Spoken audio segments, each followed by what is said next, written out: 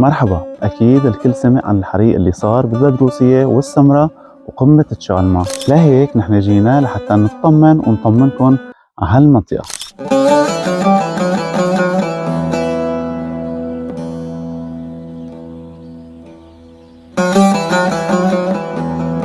الشيء المفرح انه السمراء بفضل من الله ما صار فيها ضرر كبير، والشيء المحزن انه في كتير مساحات تضررت من هالنيران.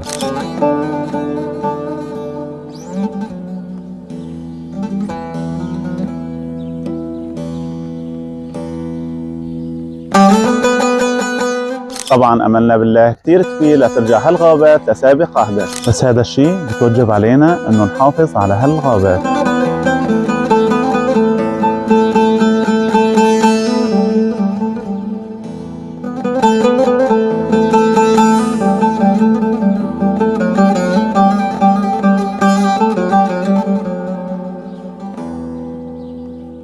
يعني نداريها برموش عيوننا وما نتهاون حتى برمي السيجارة.